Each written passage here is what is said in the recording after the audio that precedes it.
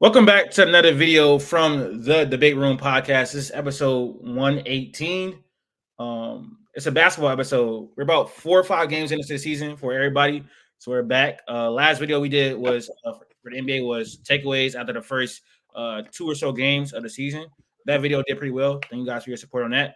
Now we're back with another episode. I'm with my guys Max and Q. How are you guys doing? And it's been a few days since we recorded a video. Man, I'm living. It's Halloween. It's Halloween. It is Halloween. It is Halloween. Anyone do anything? Anyone doing anything? No, I don't like Halloween that much. Halloween's like a low tier holiday in my opinion. So I never celebrated it for real. Like I probably had a costume like twice ever, and I was like 9 years old. After that, it's just whatever. What's top 2 holidays for you guys? No order, just top 2. Christmas. I guess top 3. Christmas and what? Christmas and New Year's. Okay. I'll say Christmas and Thanksgiving. But I say Christmas. That's food related. Like the same things I eat on Thanksgiving is the same thing as I eat on Christmas. And that's just the best meals. I would say Christmas and Thanksgiving, but 4th of July, being outside, barbecues, I think those are kind of getting a little bit better. I enjoy 4th of July a little more now than I did when I was a kid. All right, let's start off. We're gonna start off talking about the Thunder. They started the season 5-0. Hasn't really had a competitive game, to be honest. Blew out the Nuggets, blew out the Spurs, blew out the Hawks. They've been dominating the entire NBA season. Blew out the Bulls. I want to start with Max because my first question isn't really this gears around the Thunder, but it's not like Thunder specific. Q, is there any team in the West that can stop the Thunder from representing the West in the finals? You know my answer. Like I don't want to go like I'm all for the Thunder going for the finals. Like it behooves, like it's good for me. Like that's what I would want. But the Mavericks are, I think, should be seen as just as good. I'm not saying they better, but I think they should be on that same tier. And if they play again, it should be a 6-game series at least on either side. I think they play just as well. Even Luka just played bad and Kyrie went crazy. I know that like you can't expect that all the time, and they also have their own little injury situation to get through. But fully healthy, I think they are a pretty good matchup for this team. Max, are you scared of any team in the West so far this season? Do you feel confident in your team finally going to the finals? This is a year where you like you actually have some confidence. You actually put your nuts on the table, and the Thunder are going to or they're going to make the finals. Like, what are your feelings after 5 games? I know it's only still early. I would not say scared is the word. I'm definitely confident in this team. I think that we match up very well. But I mean, Luka's Luka. Like, we can't put that behind us. Like, Luka is still the second best player in the West, second best player in the NBA. And their team is still very good. Clay has worked out so far. He shot the basketball well. And they have the pieces and the depth and the wing defenders to maybe go toe-to-toe, depending on how Derek Lively's playing. Obviously, he is not Chet, but he is young too. Like, he could definitely develop into that defensive anchor that they need. I would not say scared. I'd say I'm definitely confident in my team winning. Am I guaranteeing one? No. But I love my chances with this team right now. Again, Boston's a whole other animal, and I'll get to that when we get to it like later down the line of the year. It's just a whole matter of staying healthy and kind of just doing the same thing. But we don't even have Hartenstein playing right now. So I'll get into that a little later. But Isaiah's not been playing. Still trying to work out the whole team, obviously.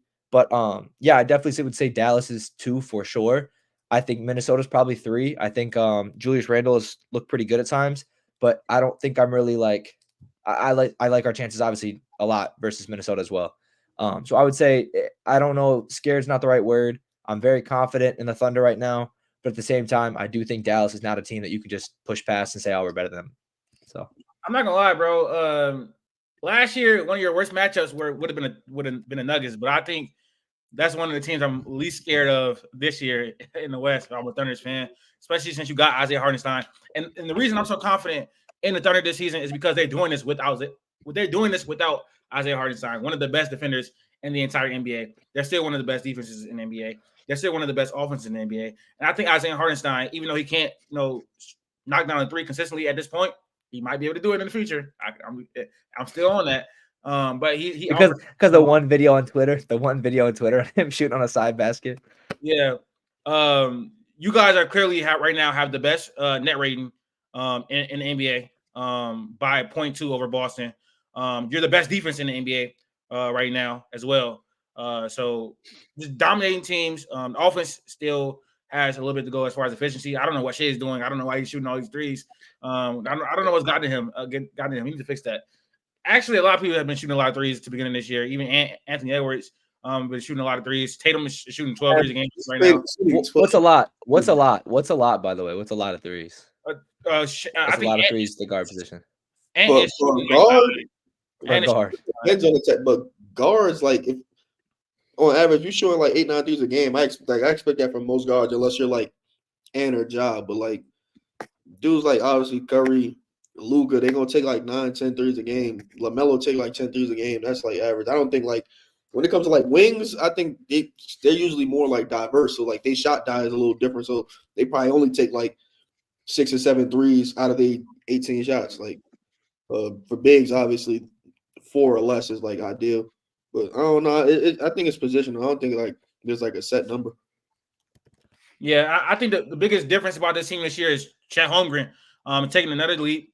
Offensively, he looks amazing. Defensively, he's been the best defender in basketball. I say he's going to be the defensive player of the year. He has been the defensive player of the year so far this season. He's a 99 percentile in EPM. His on-out numbers are great. His defensive field goal percentage is 38%. He's holding defenders 11% under what they normally average when he is going against them. Like, he's been amazing defensively. His three-point shot was not falling in the beginning of the year. Now he's made like 7 of his last 10 or something like that. So he's clearly established himself right now as the second best player on this team. I saw a tweet that said he's closer to Shea than J-Dub is to him. And ew. I ain't gonna lie, that might be true, bro. Like, Chet is going to submit himself. I think Chet is going to really submit himself as a no. All I'm saying, top what? Finish statement. Chet is going to submit himself as a top 20 player this season. I'm here. I'm ready to say it. Okay, and that means hold on. So that's what I'm saying, because y'all talk. Everybody talked to J-Dub. I'm like one of the only people that said Chet probably really the second best player on this team, and I probably stamped it. Now it's my like, thing. I say that, but I don't know. All I'm saying, disagree. I don't know if I ever did. All I'm saying is that is 100% fine. Like that's cool. If you have that belief, that's cool. But right now, I don't think. Yeah, I think I would have J-Dub as like, and again, I'm biased. I'd have J-Dub top 40, around there, top 45, probably for sure. And Chet would probably be in that 25 to 30 range right now. Right, so that's now, yes, but at the end of the season, saying. I guarantee. Okay, fine. Hey, in all fairness, Latif Love was the ultimate clown of the Thunder's draft. He was hating on it. AJ Mitchell played very well last night. I'm not gonna lie. He did. AJ Mitchell hooped last night. We can go back because you were making fun of Dylan Jones. It wasn't about the players. Oh, it's about the fit, 100%. It's about the fit of the team that he was worried about. Not really. When we graded it, did I get him a better? Did I like literally just give him a grade after my initial reaction to it? All I remember was during the draft, you were like Dylan Jones, whatever makes sense. Like, to be honest, like with how it is in our development right now, I hope Topic can come and play something. But like, they're just looking like they're developing. And again, Ousmane Dieng, I think he will still play. And again, he was pretty bad last night. Just he had a lot of minutes, just got some cardio for the most part. Not pretty bad, I guess. Just didn't do much.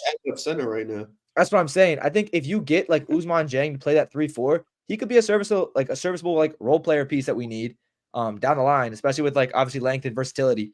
But I think like the Thunder just developing everybody. Like it's really going to the Thunder's development.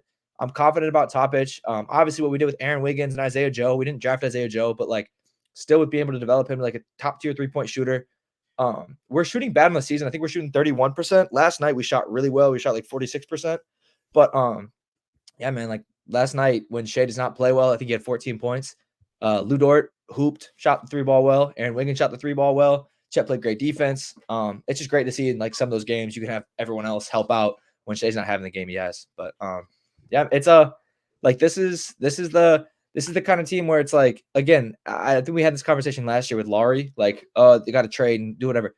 They just got to ride this team out at this point in time. Like the defensive, first of all, the hustle is crazy because I'm just saying this team in general, like this team, I've seen like, it was against Atlanta. Kaysen had like back-to-back steals.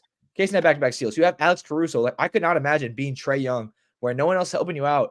And you have to go against Caruso and Kaysen in the front court, and then, or in the back, like when you cross the half court, and then you got to go meet Chet at the rim. Like I think for like people who have no help, it's like that's just a nightmare. Like we have all the defensive pieces just to stop people. So, bro, right now Chet is averaging 22.5 points, 11 rebounds, 3 assists, 2 steals, and 4 blocks. That's insane, bro. I'm not gonna lie. I didn't even know it was that good. Defensive player of the year. Chad's been one of the best players. He's been one of the best basketball players on the planet this season. It's been 5 games. I guarantee it's been 5 games. Keep it going. Keep going. Yeah, I agre. He might be in the MVP conversation right now. Stop. You're wrong. Bro. He close to, I'm not gonna lie. He might, bro. Come on right now. Like 22-11, like 22-11, 2 steals and 4 blocks. That's not insane. 6 stocks right now. The 22 is what's really important. Yes. Because that's a 6-point jump. Really? He's a team where everybody else still has the ball in their hands a significant amount. So he's just making the best of his opportunity. Like, hey, he right now he's a 90 percentile offensive player and defensive player, like at top of the league at both of those things right now. And that's with his 3-point shot not being on target to start the season. So I picked him. Did I pick him as MVP? No, I picked Evan Mobley, but who was Q Adam as most improved, I think. Yeah, Q had his most improved. And it's probably Trey Mann, but you know. So all I gotta say right now is Latif gives me shit for my belief originally in Chet Holmgren. And it all stems from one thing. On draft night, I thought the Thunder were going to get Paolo Banchero. And that's why I wanted going into it. And coming out of it, that's why I wanted. But this little 1-2 punch that is happening in this 2021 draft or 22 draft, I keep seeing it on Twitter and stuff. Like, this is probably one of the better 1-2 punches, like a Ja and Zion. Like, obviously, if Zion stays in the court more, Ja comes back. Like, this is one of the better 1-2 punches, development-wise, currently, that we might have ever seen if this keeps continuing how it is. Like, I'm not gonna lie. If I'm the Thunder, and I'm happy with my choice. If I'm the Thunder and I had to make a decision again, Paolo or Chet, I'm taking Chet. I get it. I'm taking Chet. I get it. He fits. He fits. I love Paolo. He's one of my favorite players in the league, but he fits so much better, and he provides a need for them much more than what Paolo can do because of his defense. And I think also people act like Paolo and Chet are in like 2 different stratospheres as players, and I think that's not true at all because of Chet is being the defense bridge that crazy. Chet is one of the best defenders in the entire NBA. Obviously, Paolo is a better offensive player. He has more load, but when you add the context of Chet's defense as well, like that gap is much closer than what people make it seem like. In my opinion, I agree. No, I agree. Yeah, I don't know. I think Paolo's better, but Chet is right there, and we gotta stop pulling a ceiling on him because people thought like, oh, how is he gonna how is his game going to develop with having J-Dub and Shea dominate the ball? But we've seen it right now. He's one of the best play finishers in the league. He's one of the best stretch bigs in the league. He can attack you off the bounce, off a closeout, all that type of stuff. Like his offensive ceiling, his ceiling as a player doesn't really have one. Like how good can he really be right now? And I think with him being as young as he is right now, I think his ceiling is just untapped. I've been a Chet guy since day one, bro. So yes, I'm excited. I've been checking. I told you, Max. I told you, bro. I literally told you. You can't even say that because you literally just said that you think Paolo's a better player. So that's just going with my thing. But that's fine. He's a better player, but I get the fit wise. So fit wise, yeah. Like I think it's tougher to find what Chet is than almost what Paolo is. Even though Paolo's what's the real gap? What's the real gap between Chet and Wemby? I need to know because people think Wemby's better. How much better is he? I've been saying this for a minute. Like I've been saying this for a while. Team. I personally don't think it's that much of a gap. Like whatever you think Wemby is or what you think he's supposed to be, Chet's already better at that. Like he's already better at whatever you think Wemby is good at. Like so I don't but I understand he's the best. Like he has to be the best player, the load and this and that thing. It's not that big of a gap, but I think Chet does things just better than him. Wemby's just raw, and he still put him the number. So it's like. Last year, Wemby put up 21, 10, and a very high number of blocks. But he was on a very bad team. He had the ball more. he was less efficient than Chet. Are we sure that Chet could have done the same thing on the Spurs last year with more usage and all? Yeah, I don't know. Like he would have been less efficient than he was on the Thunder. But you don't think he could have put up 21, 10, high number of blocks on the Spurs? A terrible team. He could have done it. It's both sides. In all fairness, it is both sides. It is both sides, right? Because I think playing on a good team, obviously, he will be better. Yeah, on the Thunder. I agree. No. I'm just saying, like, Wemby. Yeah, like it is on both sides, right? Because like you do obviously benefit playing with a better team, getting more help on defense, getting more help on offense, but obviously you have more opportunities, right? So like what you're saying, like efficiency wise, like from a strictly numbers standpoint, sure, if I'm taking 30 shots a game versus 15 shots a game, like I'm obviously probably going to score more off that 30. But like the efficiency is where you can kind of get into it. I don't know, because we will never see, I don't think, Chet kind of be on his own team, because obviously Shea and J-Dub are going to develop with him. He might be the number one, but like he won't ever have to be alone in that situation. I don't know. Like I think Chet's been stretching the floor well. Obviously Wemby did not play well. Huh? Stretching the floor how? When? I mean, what are you talking about? When's just stretching the floor well? Chet? Actually, you talking about last season? Or you talking about Chet? You said Victor or I'm saying Chet. Oh, okay. Chet, yes. Like yeah, sorry. I'm not going to speak on Wemby because I don't believe in Wemby's three-pointer as much as Chet's. But yeah, I mean like Chet's offensive ability, like the pick and roll and everything, like having Shea obviously in like different settings, having J-Dub, having the elite shooting that they have, obviously is like super beneficial. And Wemby's got Devin Vassell and Jeremy Shohan. So it is kind of like it's obviously like different situations, but like I don't think it's a fair scenario to be like, oh, Wemby definitely would have been better on the Thunder, or Chet definitely would have scored more. I think it's like it's a toss up either way. So I don't think it's like a huge argument. Yeah, I mean, we're gonna see. We're gonna see how much Victor puts up this year and how much Chet puts up this year. Because if Chet keeps playing like this, you can't say like it's not a conversation. If he continues up, there's no way you can say it's not a conversation. I understand a better team and stuff like that, but he's literally been one of the best players in the NBA this year, hands down, regardless of role, nothing like that. He's been the second best player on the team, and he's been better than Shea. So that's all I got to say. As far as Victor though and his struggles, I mean, I've been saying this for a few weeks now, but since like the Olympics, Victor won't be maximized as a player until he changes his play style. He's trying to be KD when he should be trying to be 80. Get off the perimeter. I watched last night. Stop. You practice that one in the mirror. You practice that in the mirror. You practice that comment in the mirror, bro. That was so corny. That was he said the last episode. Yeah. Bro, there is no way that Aaron Wiggins, J-Dub should be able to guard you any night, ever. The fact that they were able to shut him down by sending double teams and guarding him with smaller players, you're 7'5". You're damn near the biggest player in the NBA. You are the biggest player in the NBA. I don't know, like that shouldn't be a thing. He needs to change his play style.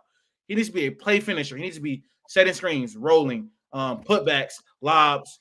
The occasional three wouldn't hurt at all. You can definitely take 2, 3, 4 a game, something like that, maybe. You shouldn't be out there handling the ball on the perimeter all day. Get in the paint, bro. You are 7'5". If his offensive ceiling would be so much higher if he just embraces a different role. But unfortunately, he's not that great of a slasher because he can't handle physicality very well at all. So, but yeah, I mean, I think Victor's gonna be really, really good.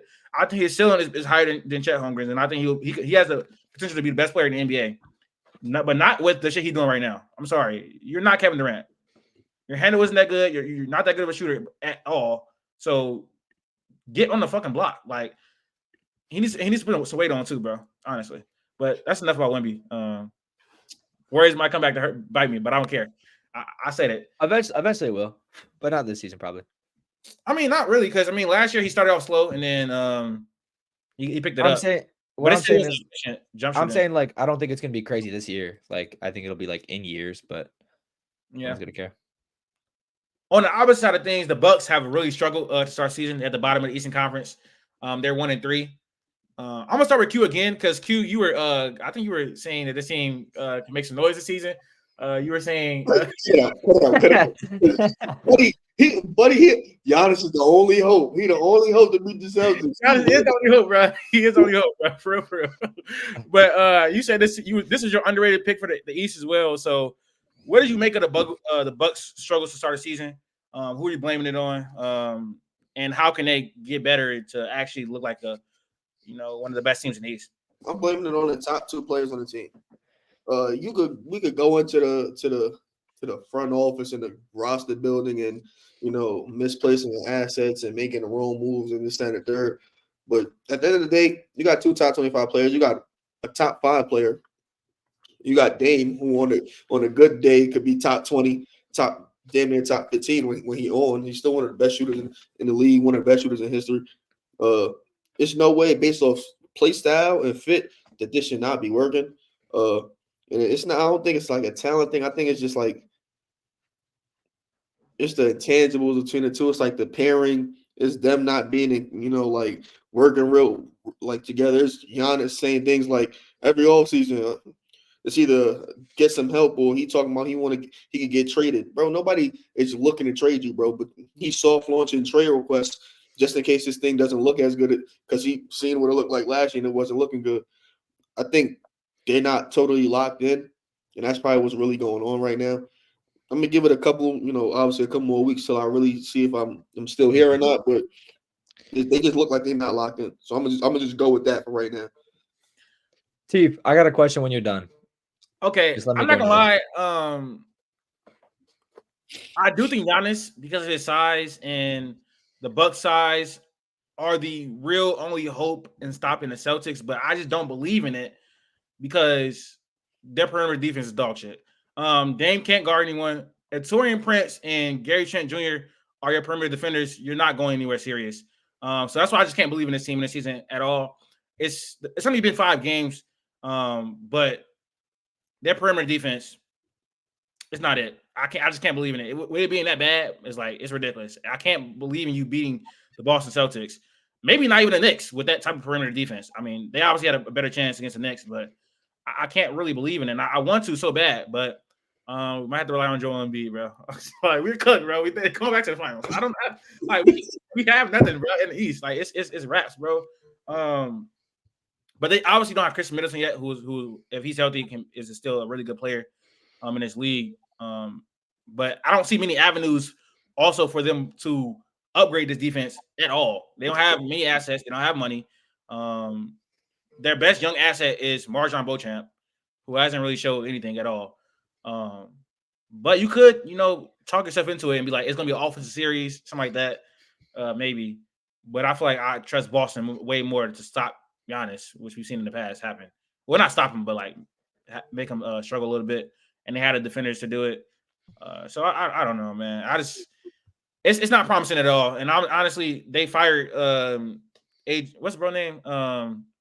Adrian Griffin. They fired Adrian Griffin last year because they weren't playing well with him, for sure. Weren't playing well with him despite the record, but they were winning games. They were 18-21 with Doc. It hasn't been better at all. There's no way you can say it's better, to be honest. So, I want to ask y'all, or I don't know if you was gonna ask me, Max, about Giannis. Okay. Not about Giannis. Do y'all think this is a make or break year for Giannis in Milwaukee? Yes. I don't know. Yes. It's been every year. Why you tell me yes, and then Max, you tell me why you say no, or you don't know?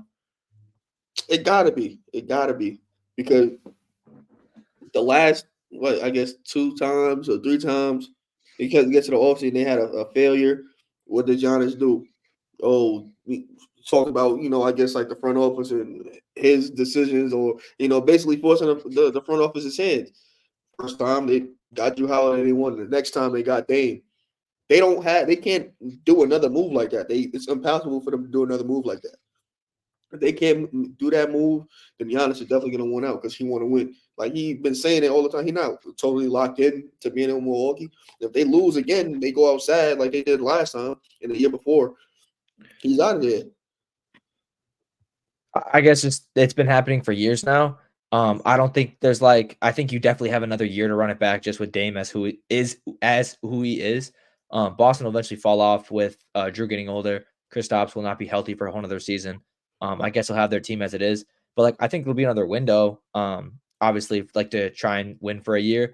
My other thing is when you look at the teams he's going to go to, New York got their guy. I'm trying to think. Miami, I guess, would want him.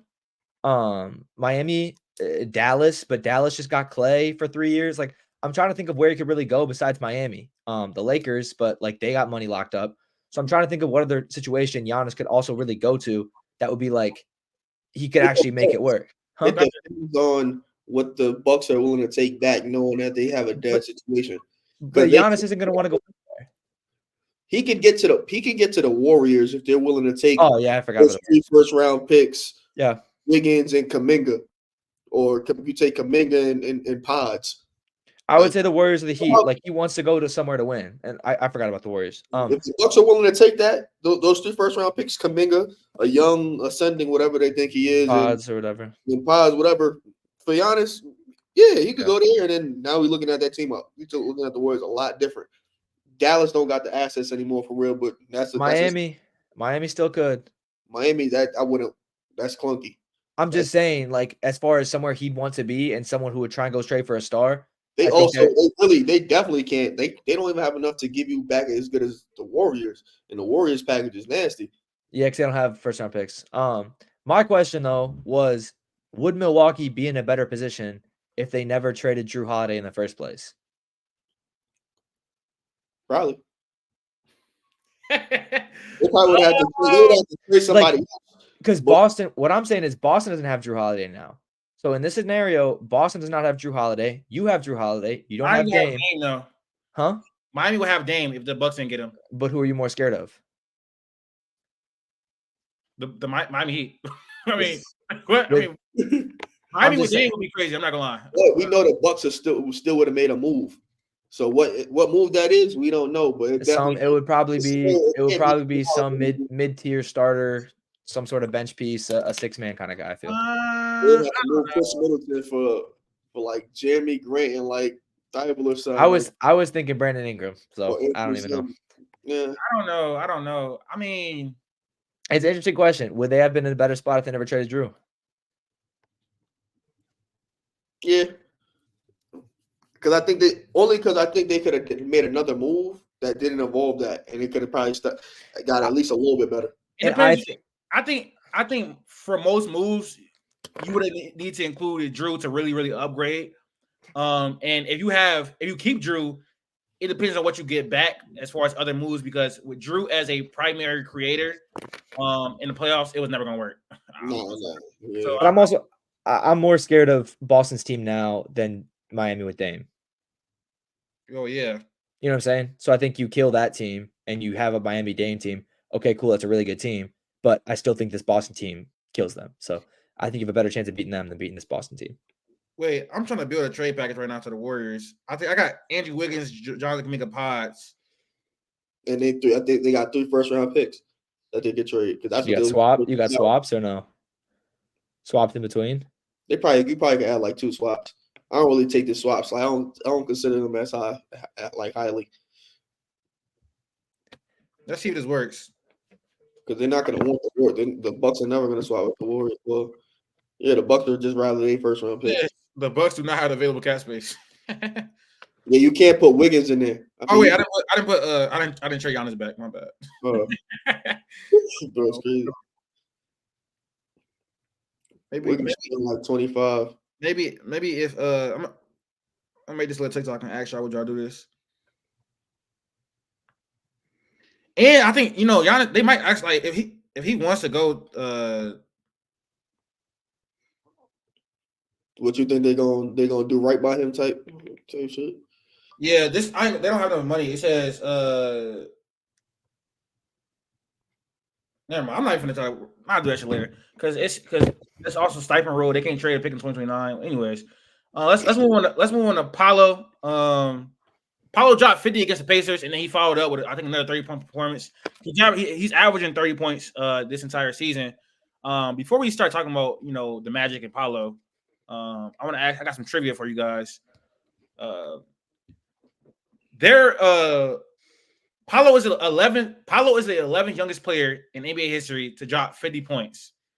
I want you guys to give me the top 10 players in NBA history to drop. Well, top 10 youngest players in NBA history to drop 50 points. Quick question. How many? What's like the earliest date on this? Hold on, I think I have a picture of it. Let me see. Just give me like earliest date. LeBron is in there. Hold on. Carmelo. I probably this top. I guess I don't got the list. Top 10 NBA, top 10 youngest NBA players to grow.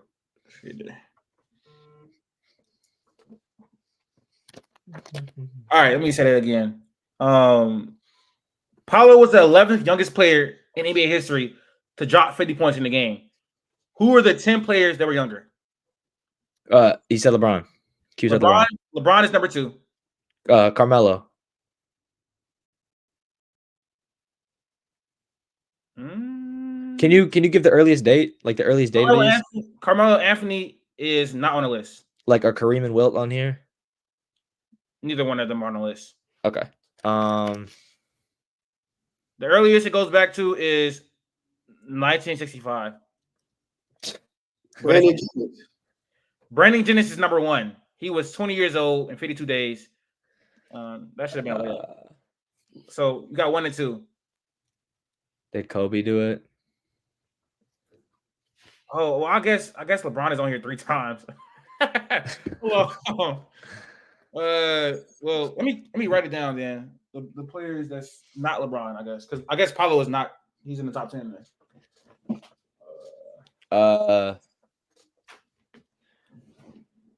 Would Shaq have done it? Would Devin Booker? Yep. Devin Booker is number 3 on the list.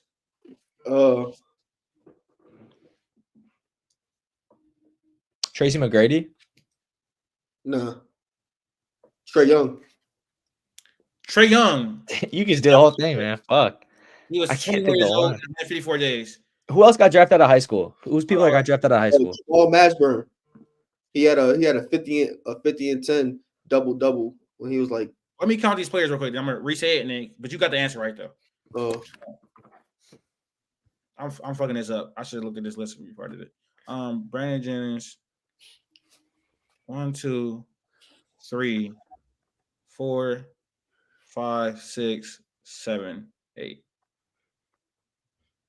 Wait, 1, 2, 3, 4, 5, 6, 7, 8. Okay. Paolo is the 9th youngest player in NBA history to drop 50 points in a game. Give me the 8 names that are above him. So you guys already said Brandon Jennings, LeBron James, Devin Booker. You said Trae Young? Yeah, Trae Young. And he said Jamal Mashburn. Jamal Mashburn, that's 5. Okay.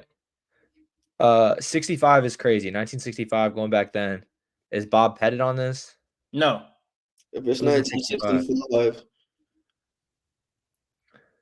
Rick Barry. Rick Barry. He was 21 years old. Uncle Q on that one. Jeez. He dropped 57 points.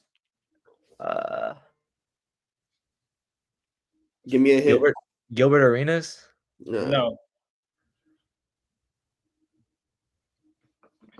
What's the how many we got left? 4. There 3 or 4. 3. You have 5 of them. You have 6. One person. No, that's 6. That was 6. You're missing 2 people. 2 people. What's their business? Both are shooting guards. Donovan Mitchell? Donovan Mitchell is not on the list. AI. Allen Iverson was 21 years old in 309 days in 1997. I know the Reggie Miller. No. How old was Kevin Porter Jr. when he dropped 50? Stop. Kevin Porter Jr. is on the list. He was 20 years old in 360 days. That was either on the Cavs or he had just got traded to the Rockets. No, I was on the Rockets. Oh yeah, he just got traded to the Rockets. He went crazy. The Rick Barry immediate call out was probably the oldest thing you ever done. That was kind of crazy. Just immediately known as Rick Barry in 65. Yeah, because around it depends on who else is gonna be, but still, that was funny. All right, but as far as the Magic, Paolo is obviously having a great season. Is Paolo the most unappreciated number 1 pick in the league right now, or maybe ever? Because I don't think a lot of people talk about him how they should, or that's the narrative that we say on Twitter. I would say so. and it's not necessarily like it had nothing to do with him. He's sandwiched in between like a Wemby and like Anthony Edwards.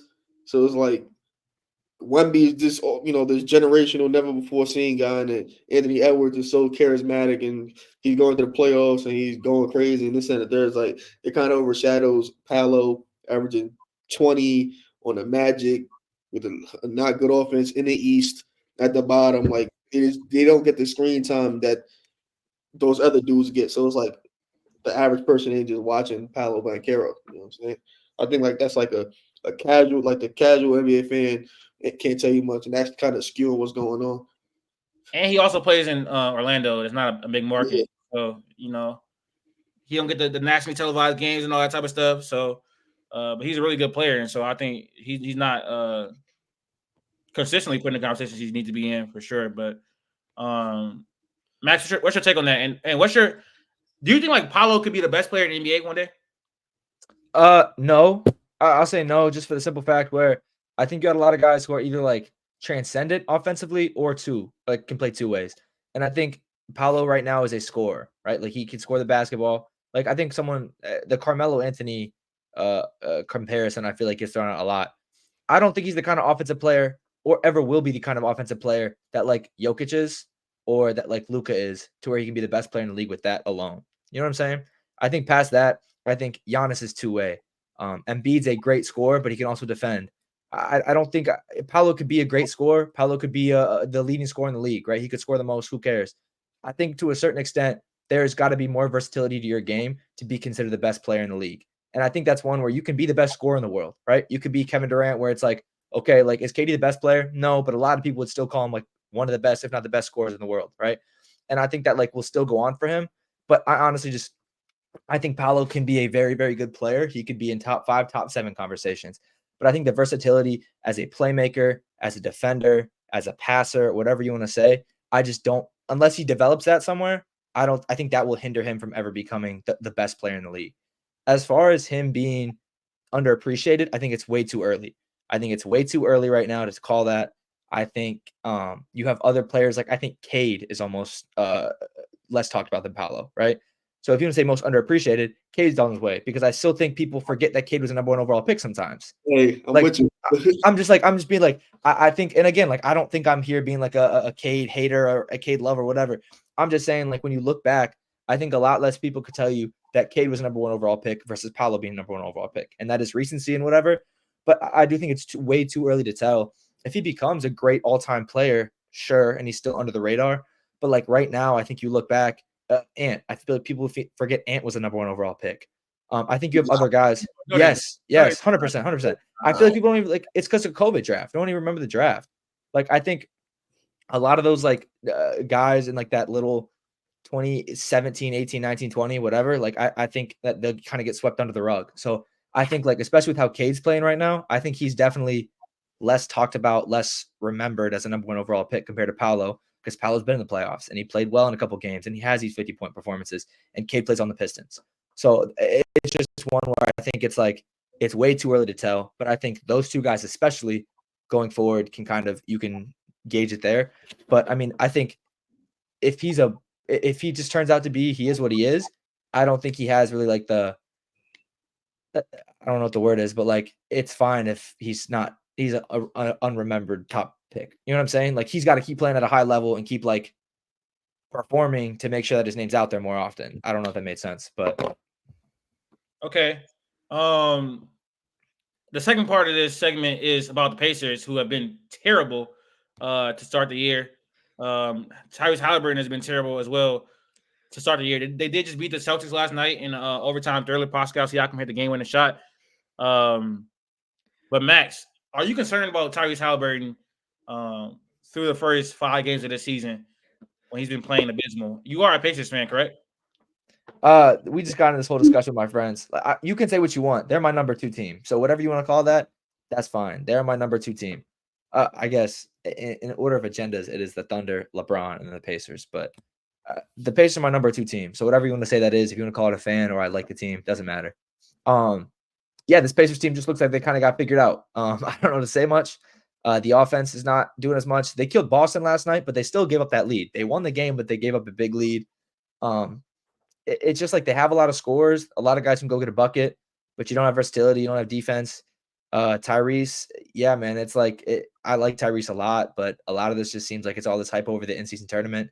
He has not looked the same after that whole injury. You can make fun of that comment for however much you want, but he's not been the same player. So you can say it's time to get over it, but like that injury must have really shook him up because he's not the same player that he used to be. Oh, brother. We're not. You're not blaming the injury no more. I mean, that's what I'm just saying. I'm just being honest. Fact or fiction? He has not been the same player since that injury. Fact or fiction? He's not been the same player for that injury. I don't think it's the injury. But I'm just saying, he has not been the same player after that injury. His career has been an inconsistent scorer. I think that's the truth. So you thought he's had a good couple. Regardless, all I'm saying. He had a hot start to the season. We see it all the time. He had a hot start to the season. Yeah, it's fine. But all I'm saying is, like, I still think he could be a good point guard. For sure. Great point guard at times. I don't know. The way you talk about him, I feel like you got him as like bottom 15. Oh, no, definitely not. So that's one where it's like this Pacers team will rebound. I picked them as an overrated team going into this year. I think that they're like getting a lot of hype off that run last year, which was not faulty, but it definitely was a little. They kind of got helped with some injuries and some other play. But yeah, I mean, I don't know what you really think the Pacers ceiling is past a second round team right now in a healthy East. I really don't. Second round. I don't think they make it out the first round at the whole East. I think their ceiling is winning one playoff series. I think they can get lucky and win one playoff series. Not if everybody's healthy. No. I'm just saying if they can get luck their way, they could win one playoff series. Pascal Siakam's the best player on that team. I don't disagree. At this moment, Pascal is, yes. All right, last thing that's somewhat Pacers related. I want to do something with a start bench cut. I don't know if I have it on here. I do. All right. Start bench cut. This is going for the future. Cade Cunningham, LaMelo Ball, Tyrese Haliburton. Going forward. You want this point guard to be your point guard of the future. One of these point guards. Oh, so like not today, going forward, like what I think their ceilings are. Today, going forward. Like, where you're at right now with this player. Yeah, I know. Based off future, I mean, it only comes down between two guys. I'll be honest.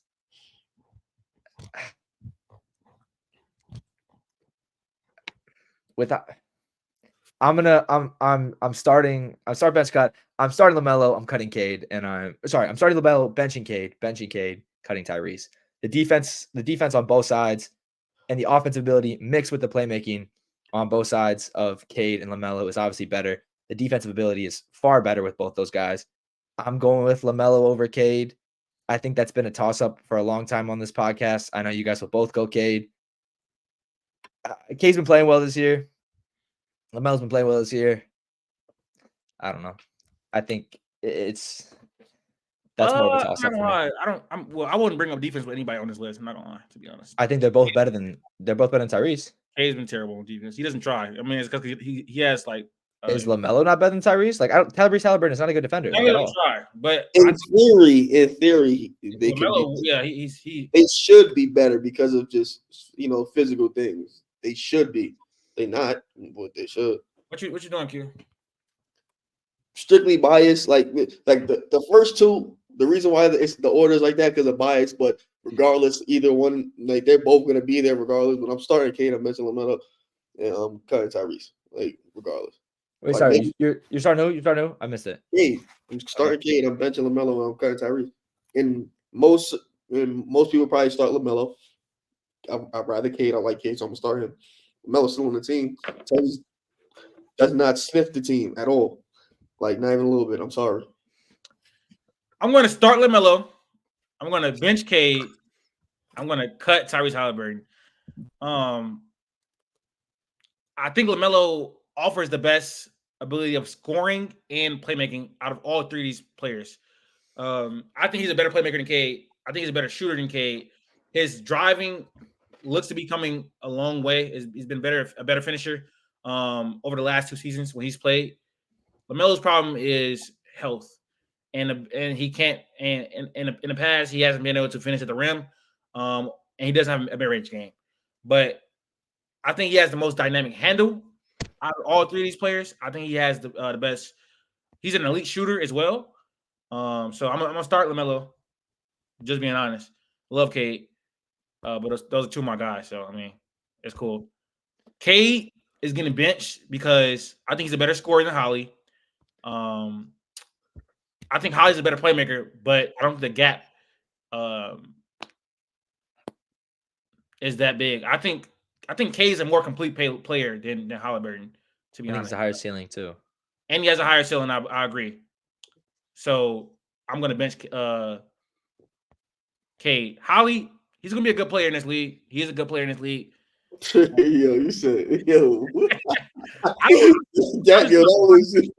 I'm not fond of his scoring ability, like really at all. To be honest, I think both of those players have more takeover scoring ability.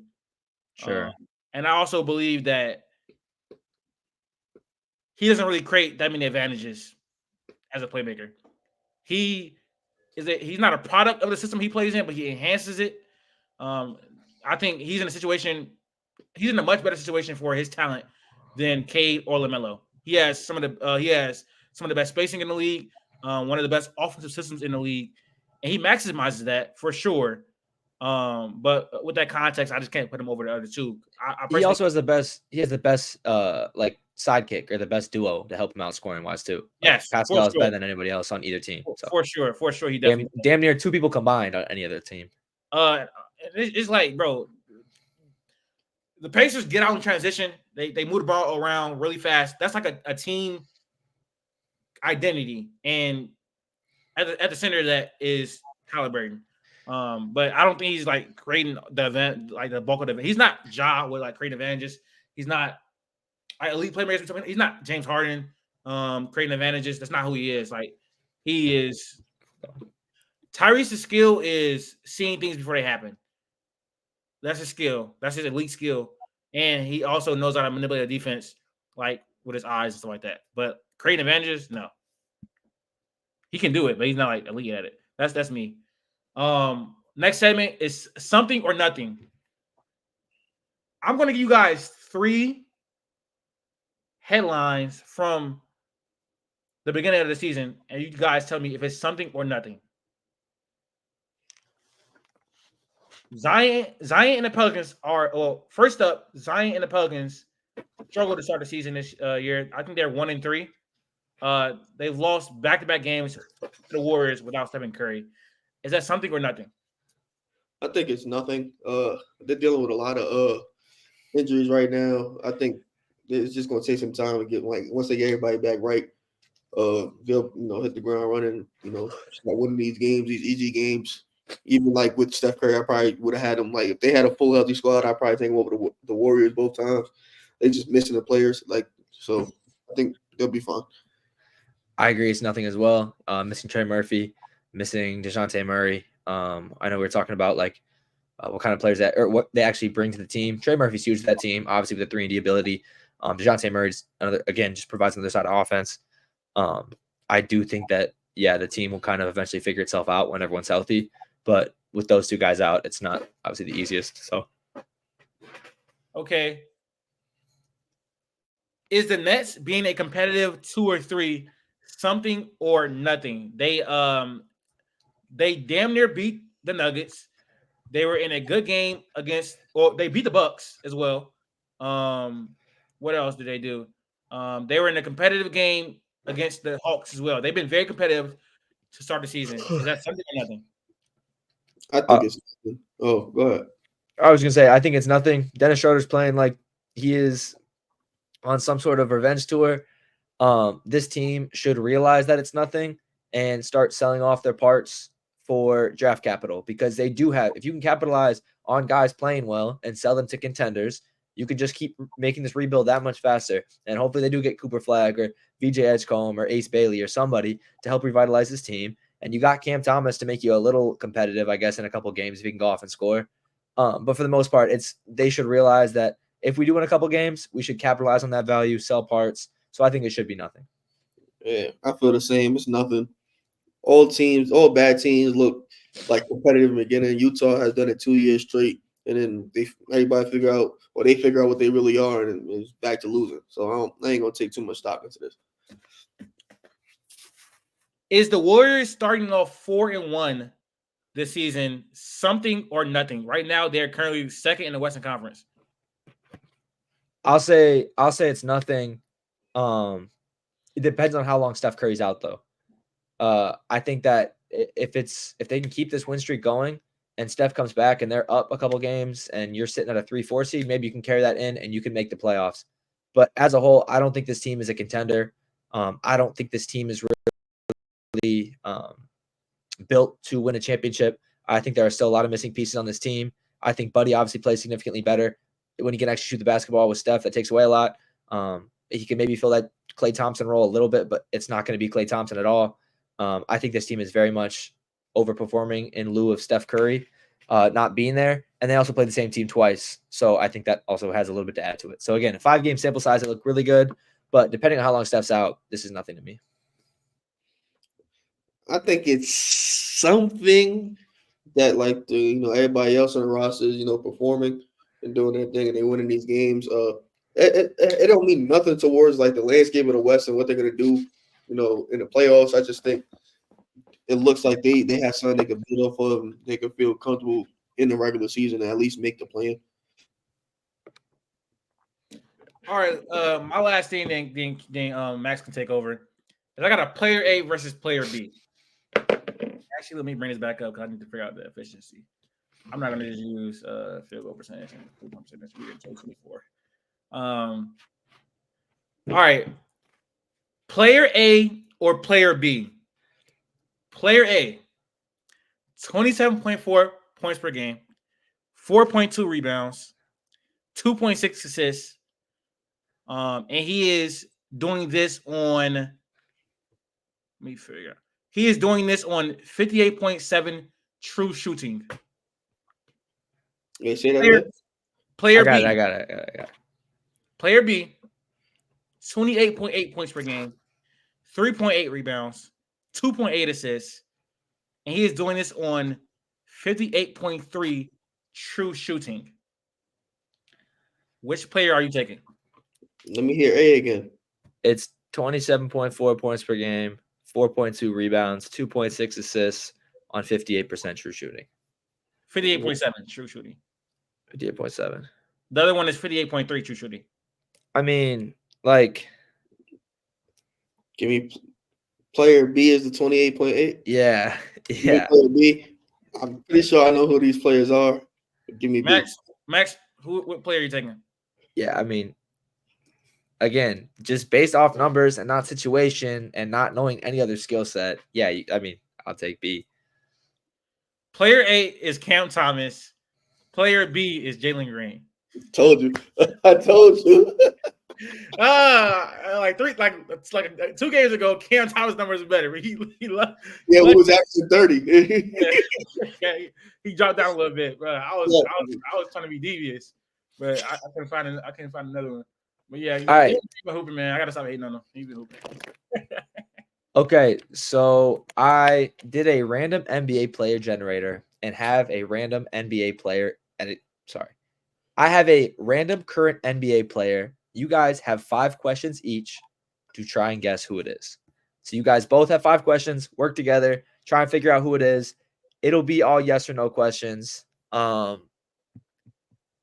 yeah, you guys got to try and figure out who it is. Think you get 5? You guys get 5 apiece. 5? Damn, 10?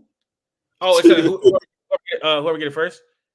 No, you guys want to work together because again, it's cut after that. We get 10 apiece then.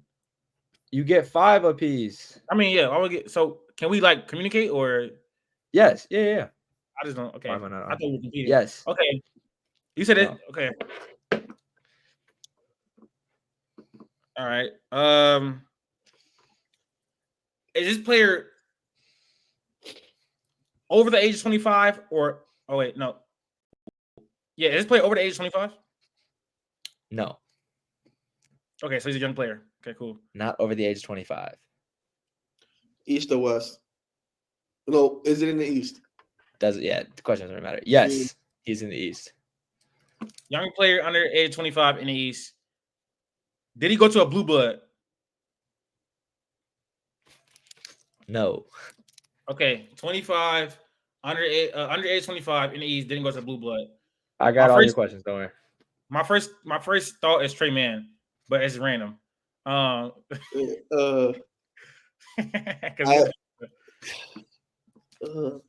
Maybe the random NBA generator actually gave me Trey Mann. Who knows?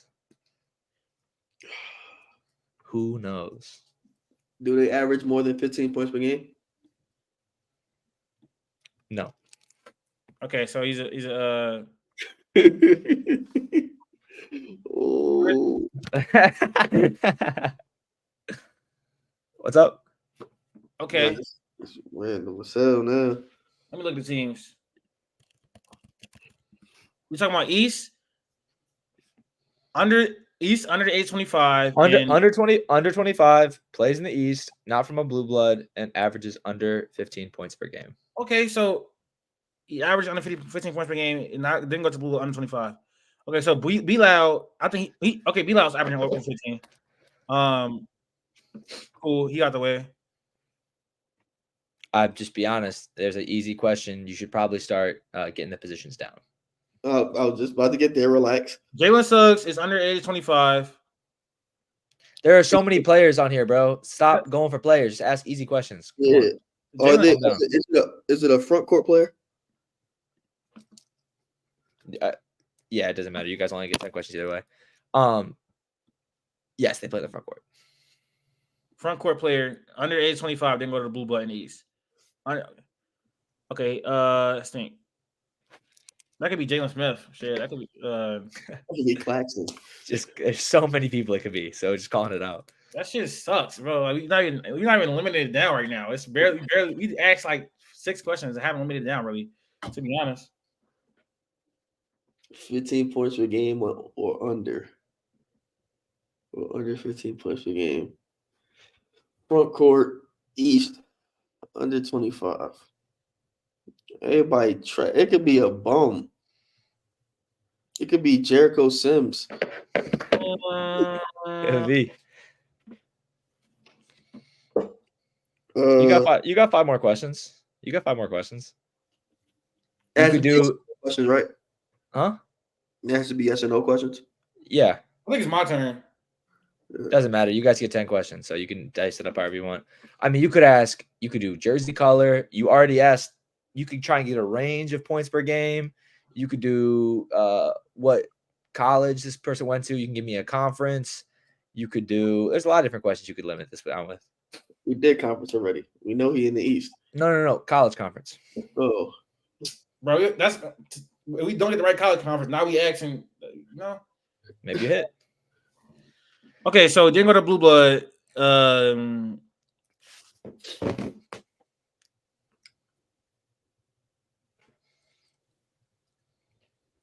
Didn't go to blue blood, big man. Under 25, plays in the East. Did not go to a blue blood. Front court player who averages under. Was the player drafted in the last 3 seasons? Drafted in the last 3 seasons. So just making sure. 2022, 2023, 2024. No. So he's before that. Okay, yeah. So we limited it down to it could be 20. The earliest it could be is 2020. No. Something around. I don't think Ant got drafted in 2020. He's like 2019 players. I think are still not 25. Okay, right? No, they'll be turning 25 this year. So let's say it's in 2020 to 2021.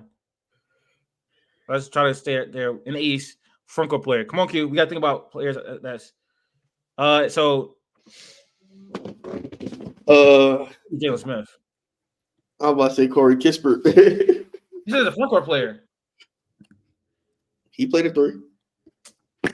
Front court is a 4 and 5, bro. The front court is a 3, 4, 5. What are you talking about? Front court is 3, 4, 5. In all fairness. Oh, bro, don't do this to me, bro. That's go on. The backcourt is your 1 and your 2. And 3 is your wing. Your 3, but you don't have it's front court and back court, and the 3 is in the front court. All right, bro. I mean, I guess Jalen Smith is not a bad guess. I guess. You got 4 more questions. Is it in the Central Division, or are they in the Central Division? Bucks, Grizzlies, Bulls, Cavs, Bucks, Bulls. Yeah. Pacers, Yeah. Cavs, Bucks, Bulls, what? Pacers, Pistons. Central. Oh, Central? Okay. So you guys got 5 teams. You guys should get it from me. Who's it between? How many names do you guys have? Central Division, I'm looking right now. So, okay.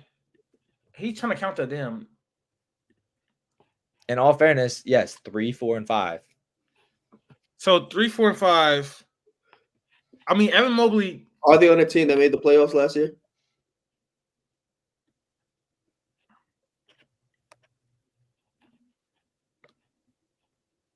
Yes or no? It's gonna, yes, deep question. No. Were they on the Bucks or the Pacers? No. You said no. So Magic or Bulls? I mean, Bulls are. That's it. Bulls or Pistons? Oh yeah, Bulls or Pistons. So Bulls or Pistons. Jalen Smith didn't make Jalen. Bro, I swear it is fucking Jalen Smith. Because Jalen Smith is not 25. He was not. He didn't go to Blue Boy. He went to Maryland. Again, usually, if you guess a name, that's the guess. We're not doing that. You got 2 more questions. I didn't. You could guess. I'm just saying. We are not playing that way. You can guess a name. Black? You got 2 questions left. What's your question? Are they black? Yes. I bet. That was like hell. we got to narrow it down. All right. So you guys between what teams? The Pistons and the Bulls. And this is. He said they had to be drafted in like 2021, bro. In the front court player. I don't think the Pacers have that on a roster. Let's go look. Jalen Durant was not drafted. He was drafted in 2022. Ron Holland is drafted. Stewart was drafted 2021. Yeah, he was. He didn't. I don't think he went to Washington. So we got Isaiah Stewart. That's it. Isaiah Stewart. Now think about the Bulls. Patrick Williams. Okay. Okay,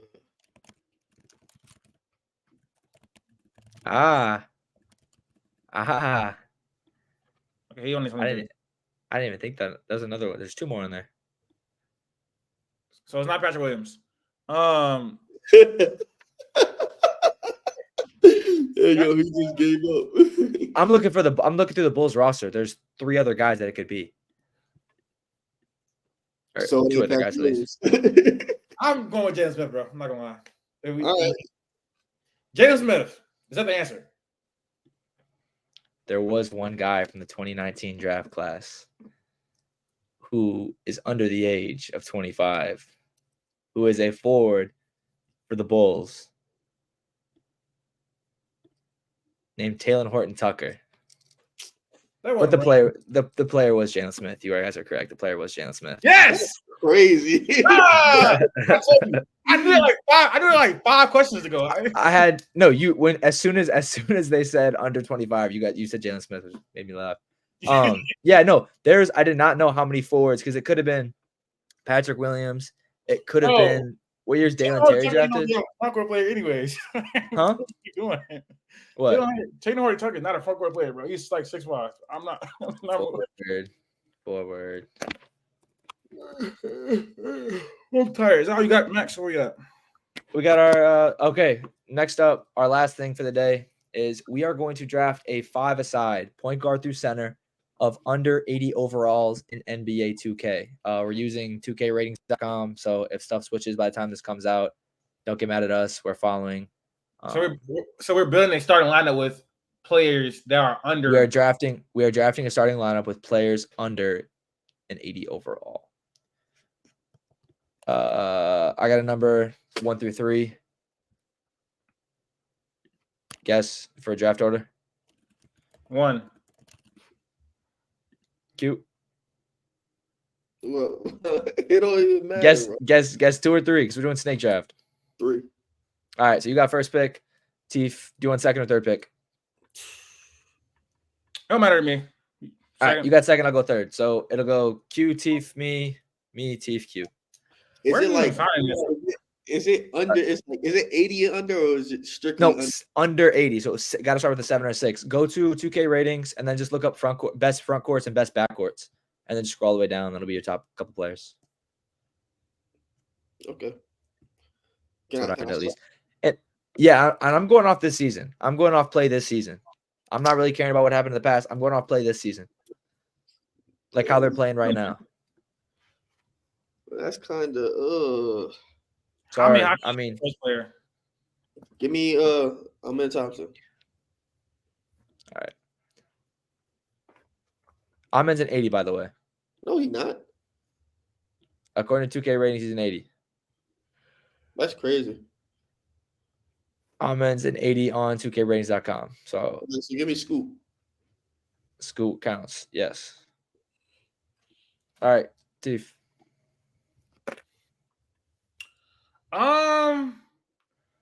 My first pick, I'm gonna take GG Jackson.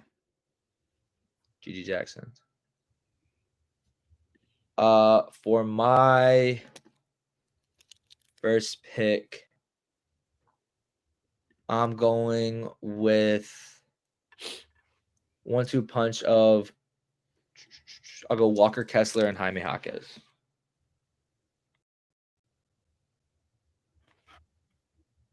You're so crazy. For my second pick, I'm gonna take Reed Shepherd. Reed Shepherd. Cute. You got 2 picks. You mean Nas Reed and Jamari Smith? Oh, that's Nas. Nas is no way he's under 80. No way. Yeah, I agree.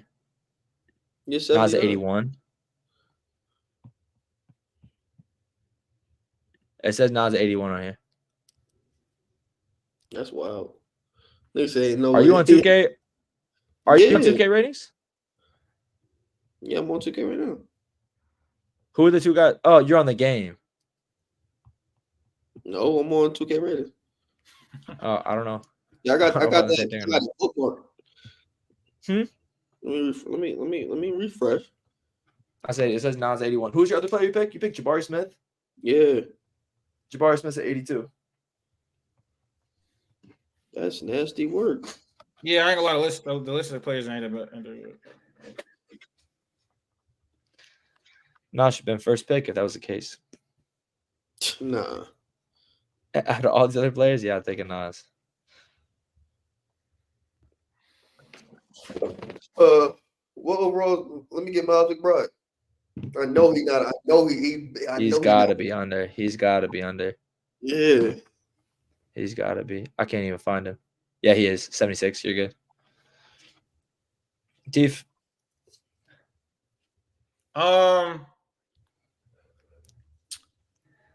So right now I have GG and I have Reed Shepherd. Yep.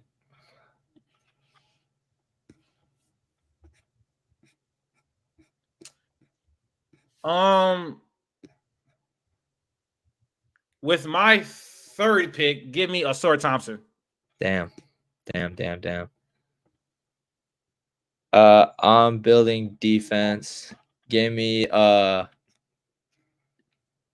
this might be disrespectful. I don't even know how he's been playing this year. I'll go John Isaac. And I will also go with B-Paz. I'll go with Brandon Pajemski.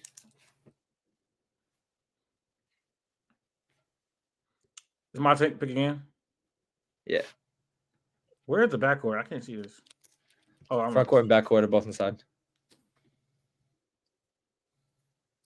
It says current front courts. It don't say backcourt on here.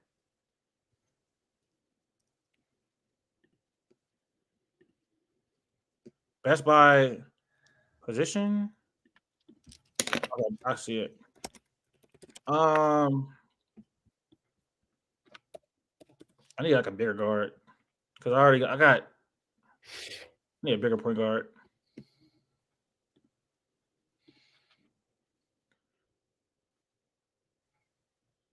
With my 4th pick, give me Lonzo Ball.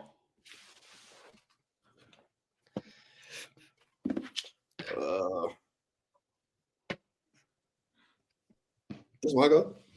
Yep. Give me Klingon. And let me get Saw.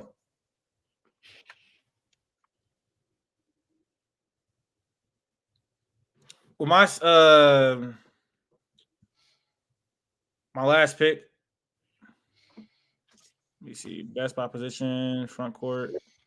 I need a center.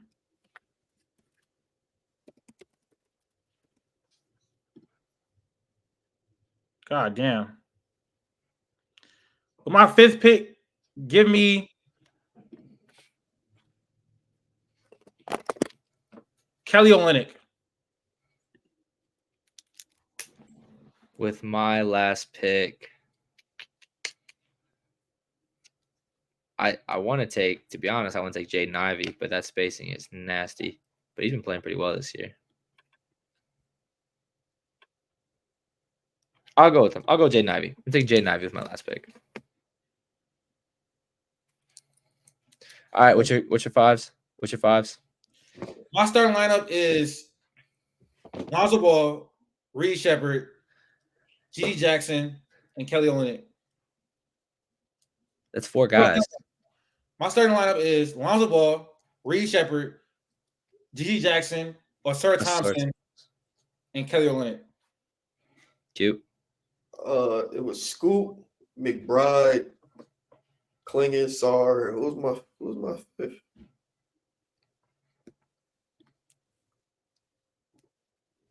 Did I pick a 5th? Should have.